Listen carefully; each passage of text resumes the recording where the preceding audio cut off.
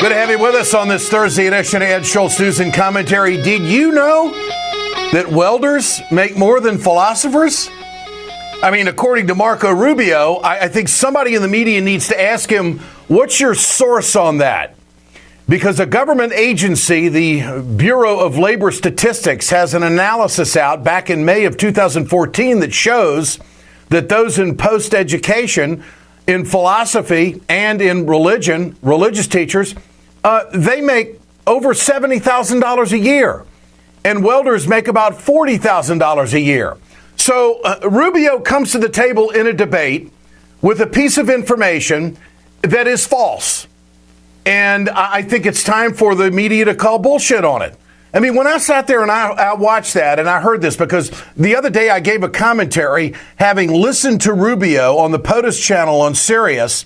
He was given a speech saying he wants to be the vocational president. He can't understand why we don't value these jobs in America. We don't value these jobs in America because, number one, you're anti-union. Number two, you've shipped a lot of them overseas. A lot of welding's done overseas when it comes to manufacturing instead of here in America. So when Donald Trump calls Marco Rubio a lightweight, I think this is kind of what he's thinking about. What's interesting is that nobody on that debate stage when Rubio said that corrected him. I mean, he was almost doubly wrong in his figures. Here's the sound cut. Here's the best way to raise wages. Make America the best place in the world to start a business or expand an existing business. Tax reform and regulatory reform. Bring our debt under control. Fully utilize our energy resources so we can reinvigorate manufacturing. Repeal and replace Obamacare. And make higher education faster and easier to access, especially vocational training. For the life of me, I don't know why we have stigmatized vocational education. Welders make more money than philosophers. We need more welders and less philosophers.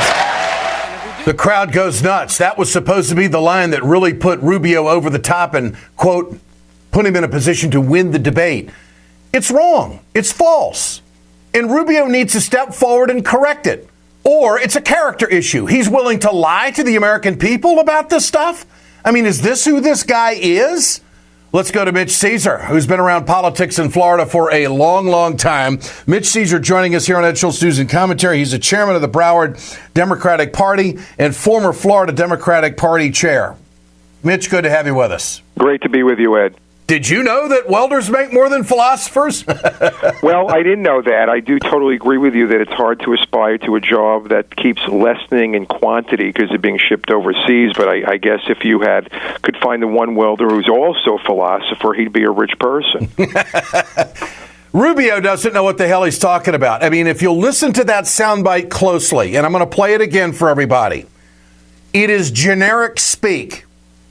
There's no detail until he gets to the vocational and throws out the piece of information that's totally false. And I'll give commentary over it. Here it is. Here's the best way to raise wages. Make America the best place in the world to start a business or expand an existing business. Tax reform and regulatory reform. Bring our debt under control. Generic garbage. That's generic garbage. Tax reform, regulatory reform, and also let's fix the energy sector so manufacturing jobs will go nuts. Then he throws this in. Utilize our energy resources so we can reinvigorate manufacturing. Make that connection. Well, make that connection. I got to hear that. Redo our energy sources so we can release manufacturing in this country. The right wing in this country has greased the skids for politicians, have greased the skids for because they've lined the pockets of the politicians if they vote this way, to grease the skids to make sure that we ship these manufacturing jobs overseas. How many times do I have to interview Scott Paul, the Alliance of American Manufacturing, to explain exactly what's happening to manufacturing in this country? Rubio's a liar. And then he throws this out. Repeal and replace Obamacare, and make higher education faster and easier to access, especially vocational training. For the life of me, I don't know why we have stigmatized vocational education. Welders make more money than philosophers. We need more welders and less philosophers. So, Mitch, across the board, he's a flawed candidate, as I see it. Your thoughts? Absolutely. And we in Florida are used to Rubio and some of this let's say, sleight of hand vocabulary. What's interesting is there's a common thread here. When he's talking about welders and, of course, as we all know, you can't ever get infrastructure really cooking out of this Republican Congress, which we desperately need. But they also talked about their tax plans, and most of the people on the stage, their tax plan meant, and they've said, eliminating the IRS. Well, we know that's not possible. That's ridiculous.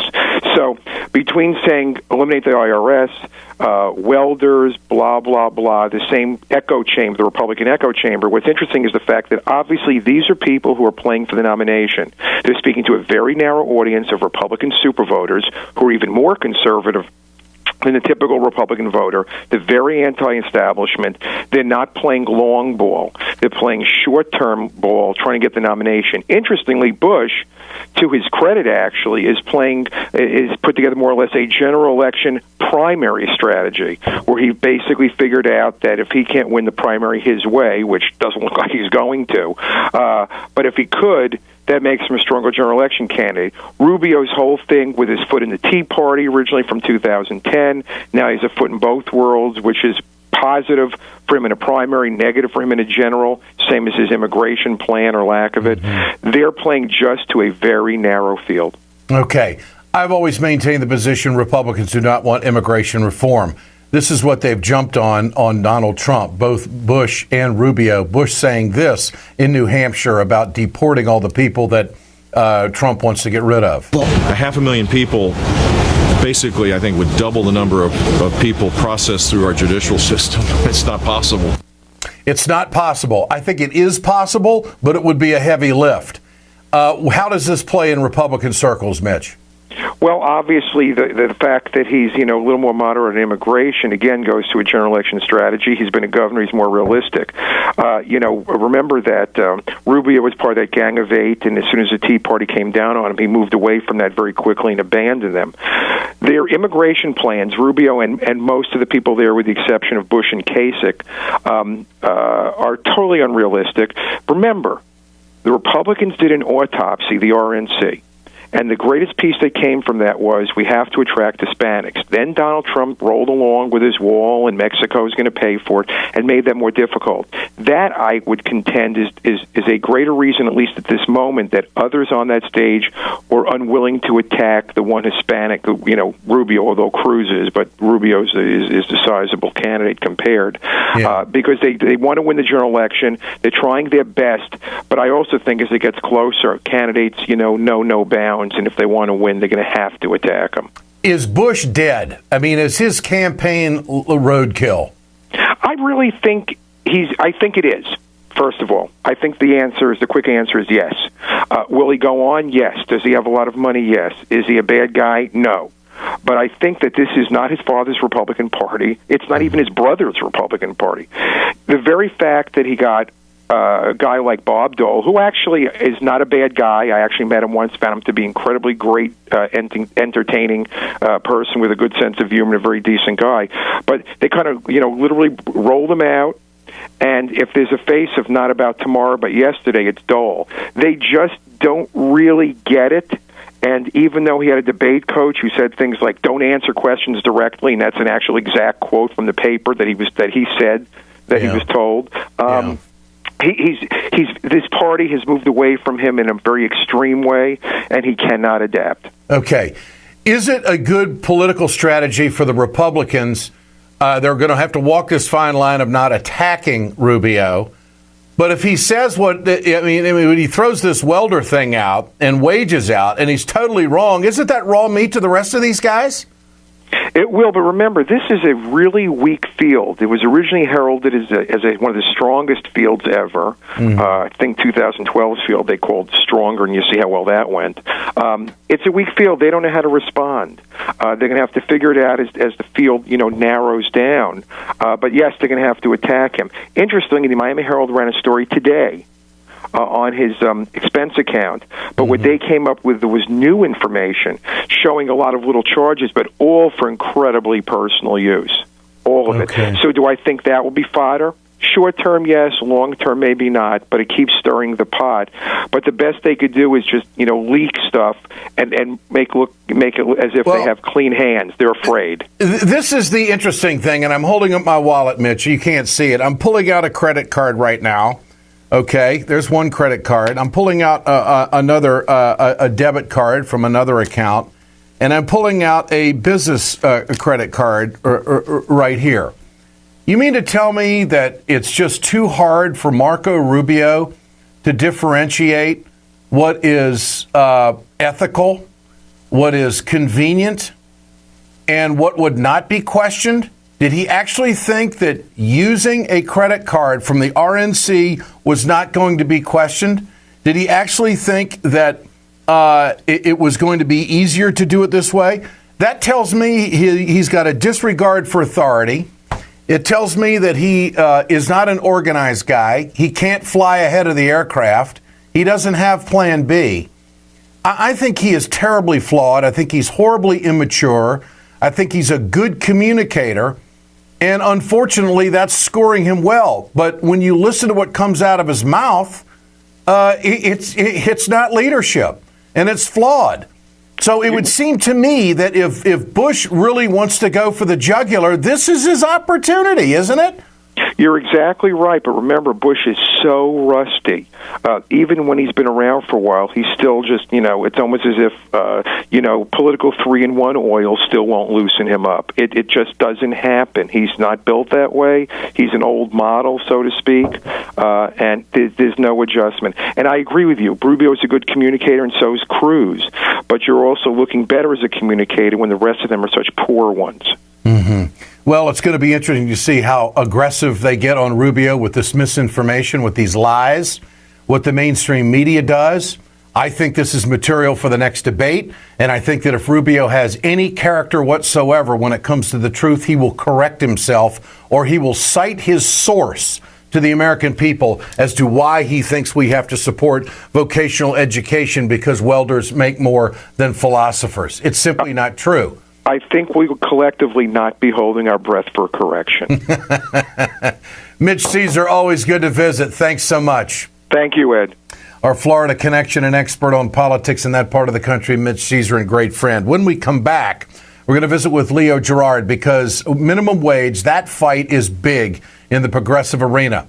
And Donald Trump says that it hurts America. It hurts jobs, and people are going to start getting fired if we raise the minimum wage. That story coming up. This is Ed Schultz News and Commentary. Communication Workers of America, Alliance for American Manufacturing, BioGreen Clean, and the iSave team bringing this production. We're right back. Hey, folks, you've heard me talk about BioGreen Clean. I'm going to show you right now on my airplane just how tough this is. I want you to keep in mind, chemical-free, 100% plant-derived, biodegradable. It is the safest cleaner that you can get, and it's the most effective. Go to our website, wegoted.com, or go to biogreenclean.com. www.biogreenclean and order today. It's time to continue our conversation about mechanical insulation. Mechanical insulation is for the piping systems in our nation's commercial and industrial facilities. Facility owners are burning up billions of dollars through the lack of mechanical insulation on these piping systems. Call the iSave team. Insulation saves America valuable energy, and this team of energy conservation specialists is shovel-ready to save you money. Visit iSaveTeam.org to have a specialist give your plant an energy audit. We perpetuate a culture of crime all the way from Wall Street right down to the main street in our hometowns. It's worse than it has been since FDR took control of the problem and said we can't count on industry taking care of the American labor. They probably have already engaged into some type of criminal cover-up, and the law prohibits the government from even doing anything about it. Catch America's lawyer Mike Papantonio on YouTube at youtube.com/GoLeftTV.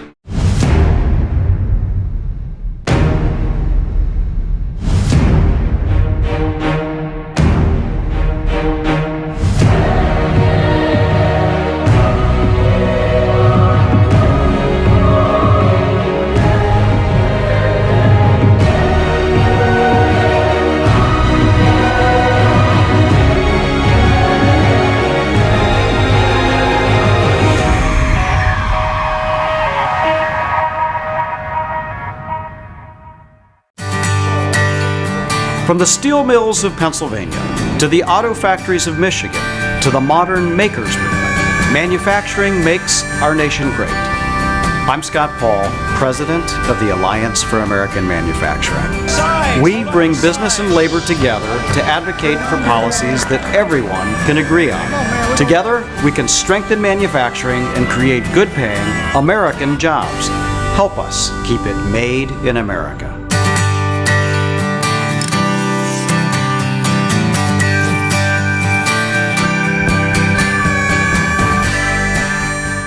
Thanks for the video. Thanks for the listen. Thanks for the watch at WeGotIt.com, RawStory.com, and RingOfFireRadio.com. Their website is actually on fire in a big, big way. All right, Donald Trump. If there is one Republican candidate out there that might enamor some wage earners in this country, it would be Donald Trump because of his job experience of creating jobs, negotiating with unions, and understanding the arena of collective bargaining. And I actually think that there are a good number of union workers in this country that would not feel bad if Trump were president. Now, is it an educational thing? Is it because Trump says things that other Republican candidates don't say? I think that's part of it right there. Here's what Trump said about currency manipulation. Our country is not competitive anymore. That's why we're losing all of the manufacturing. Now, it's currency manipulation and all of those things that I talked about last night. A lot of currency manipulation. They are doing it brilliantly in China. Mm-hmm. China is a tremendous abuser of the United States. I said the other day, in the history of the world, there has never been a greater theft than what the United States has, how we've been taken care of by China. China it's one of the great bank robberies of all time. Well, China has manipulated their currency. They've taken our jobs. They've taken our base. They've taken our manufacturing. They've taken so much out of us. Hundreds of thousands of companies. We have lost hundreds of thousands of companies and millions of jobs. So Trump is really the only Republican candidate that I can see that is willing to admit that we've seen an erosion of our manufacturing base. The currency manipulation that's taken place with China is a big problem. For more on that, let's turn to United Steelworkers International President Leo Gerard. Mr. Gerard, good to have you with us. Glad to be with you. I'm no Trump fan, but he is, I think, enamoring some laborers in this country with conversation like that. Are we getting hoodwinked? Your thoughts? Well, I absolutely think we are getting hoodwinked if we see what he's doing and versus what he's saying, or what he's done and what he's saying. They're two different things. But I would tell you that he is actually saying things that working people would love to hear from the administration, would love to hear from others. But quite frankly, it's no less than what Bernie Sanders is saying, and Bernie's been saying it for 30 years, not for the last 20 weeks. If you take a look at what Trump says, he doubled down on his argument that American wages are too high. He says one thing about currency manipulation, then he comes back and says that we have to keep minimum wage where it is. That in itself is going to deep six him with workers, isn't it? Well, it's not only saying that the minimum wage has to be kept where it is. The minimum wage isn't a minimum wage; it's a poverty wage. And with the minimum wage being where it is, it helps keep that's one of the reasons all the Republicans like it. It helps keep all other wages down. And when you look at what's going on with our trading arrangements, every one of our trading arrangements is with countries, with the exception of Canada, that have lower wages than we do. And so that position from Trump doesn't hold water, to put it bluntly. I want to get your reaction to Marco Rubio the other night in the debate saying that welders make more than philosophers. And the Bureau of Labor Statistics survey of May of 2014 clearly shows that that's incorrect. That philosophers in post-education and also in religious teachers make over $70,000 a year. The average pay for welders is $40,000 a year. And no one on the Republican stage corrected him. Your thoughts on that? He's trying to become the vocational president, yet that's what he says, the vocational candidate wants to make it easier to get funds for education, which I don't think anybody would argue with. But the fact is he's anti-union, he's anti-collective bargaining, and welders better themselves when they are placed in that position. And I don't think there's anybody better to talk about it than you. Your thoughts on that? Well, look, I think that the issue on welders is that unless they work a ton of overtime, they don't make anywhere near what a professor would make or a professional as whatever Marco Rubio called them, philosophers, I think is what he said. The fact of the matter is that all private sector wages have been held down, and in reality, if you look at what major economists are saying, the average wage of an industrial worker, the average wage of working people, with both in the family working, is equivalent to what the wage was in 1981 or 82, or in some cases 71 or 72, depending on which economist you accept. And in reality, when those wages are kept at that level, you're fostering income inequality. The best way to handle income inequality, the best way to handle the rise in wages of professional tradesmen and welders is to have collective bargaining. If you watch the downward trend in income inequality or the upward trend in income inequality with the downward trend in unions, they match. Unions are the best vehicle. Collective bargaining is the best vehicle to raise wages and to create a middle-class economy. Mm-hmm. What's labor going to do about the misinformation that Trump is throwing out? Is there? I know there's a constant educational process going on, but it seems to be at a peak at this point. What do you think? Well, we'll continue to talk to our members. I mean, one of the things that's going on right now is that Trump and the Republicans are getting a tremendous amount of press and tremendous amount of opportunity to spread their misinformation because of their constant debates. And although the debates are mostly almost like gong shows, some people like Trump and Rubio and others are getting to spread misinformation. They're getting to spread things they know they would never do, and especially on the economy. And when you got them up there saying they're going to create jobs, certainly the ones that were in the Senate or in the House, we should ask them what they did when the jobs bill came up. Why did they vote against it? They haven't supported any bill that would have created jobs, and any of them that got through because President Obama was using whatever powers he could find to get stuff done. And in spite of that, we've got the lowest level of unemployment since before the crash, and with no thanks to Republicans. Leo Gerard with us, United Steelworkers International President, here on Ed Schultz News and Commentary. Leo, I know that there has been no official endorsement from the AFL-CIO. Some unions have come out in support of some candidates. How's that process going? Is this going to be a keep your powder dry moment in American politics for organized labor? I think that the position of the last time that the Executive Council met was that we would all try to keep our powder dry and allow the process to take its course for a while to see which candidates are going to make which commitments and how we're going to do that. And I think it's important to see that in particular Bernie Sanders and Hillary Clinton, Bernie Sanders continuously since, forever, never changing his position and moving Hillary to the left where she came out in favor of stopping the Keystone. She came out in large measure with a little bit of wiggle room against the TPP, and now we're going to have to push that and see exactly where that takes us. Okay. So, and that is either way, Ed, any Democratic candidate is going to be a heck of a lot better than any Republican candidate. There's no question about that. No doubt about it. All right. Finally, the TPP. We're in that 90-day window. After the first of the year, it's going to be addressed. Do you think that we can stop it in Congress? I really believe that now that we've seen the draft, Ed, it's sad that I think it's worse than we thought on every issue. The dispute resolution mechanism, ISDS, state-owned enterprises, rules of origin, currency manipulation, none of them have been addressed in a way that would protect and grow American jobs. And so I think we have to go to the couple of dozen of Democrats that voted for fast track, and some of them made commitments that if it didn't turn out well, TPP, they would be against it. So we have to go back and remind them.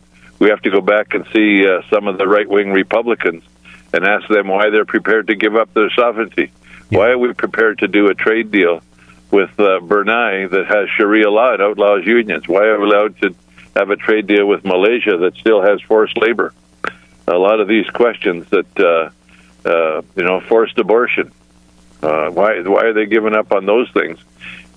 And so I think that there's an opportunity, but it's not going to be easy, and we have to work hard. All right. Leo Gerard, always great. We'll come back later on and talk more about that as that heats up in the Congress. Then that really is the last body on the face of the earth that can stop the worst trade agreement we've ever seen for wage earners in this country, and that is the Trans-Pacific Partnership. The Congress can stop it. So, folks, let's keep working. Leo, thanks so much. We'll do it again. Thanks, my friend. Okay. You're welcome. Take care. Bye-bye. You bet. Communication Workers of America, Alliance for American Manufacturing, BioGreen Clean, and the iSafe team bring you this production. We're back tomorrow.